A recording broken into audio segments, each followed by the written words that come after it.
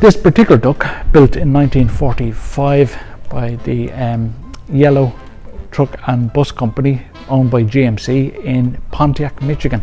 They were used to carry men and equipment from the boats onto the beaches of Lake Normandy. Ducks were built by the Rosie the Riveters, and I have a picture up there on the wall beside my GMC sign in honour of all the women who built these ducks. They were given a 5-hour battle life. That's all they were built for, 5-hour battle life.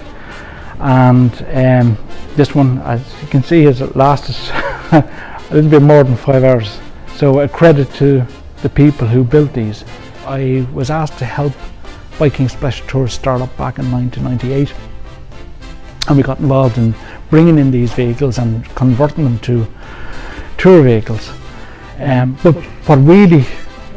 what I was really interested in was trying to source parts. Right, so we sourced parts from all over the world, and it was like archaeology in a way.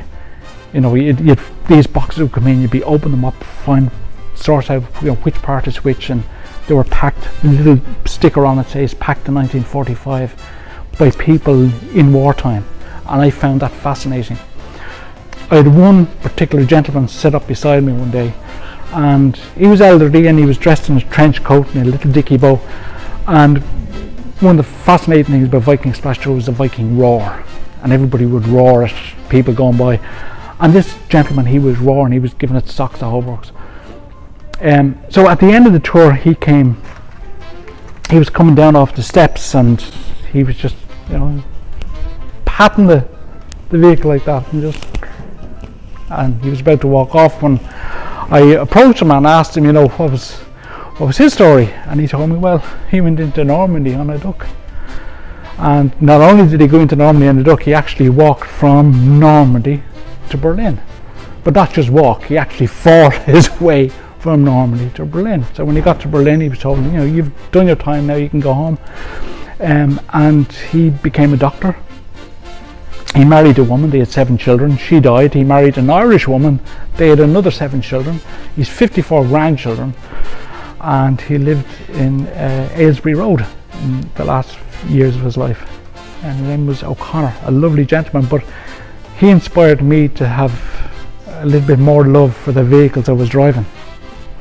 And from then on, I decided I would eventually get my own. And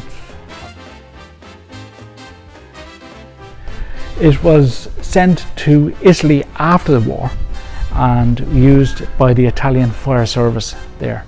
After the Italian fire service, they ended up in a hotelier in Lake Geneva, where it was left to just rust away in a field.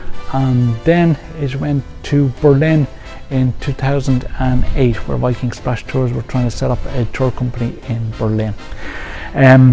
Berlin authorities didn't like ducks in the water there, and they decided to design and build a new one for that operation, which unfortunately, because of the last recession, that actually didn't happen. So I ended up buying it and bringing it here to Dublin. All on the shelves up there, I've every nut and bolt to restore this. I don't need to buy anything new for it. Every nut and bolt to restore this machine, to operate it mechanically in the water and on the road. The only thing I have to spend is on metal to repair the hull. What I'm trying to do with this hull is to keep it as original as possible, and it is a very, very messy job. The easiest way to restore this would be to take a big panel out, put a new metal on it, and just weld it all up again. But I'm trying to keep it original. So we've identified where a lot of the rust on the hull was, and that was underneath the actual outside ribs along here. So we cut this section out, put a new section in. So that's all original hull where it isn't coloured.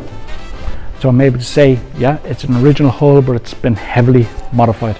I'm going to restore it then as a military vehicle back the way it was back in 1945 when it left the factory.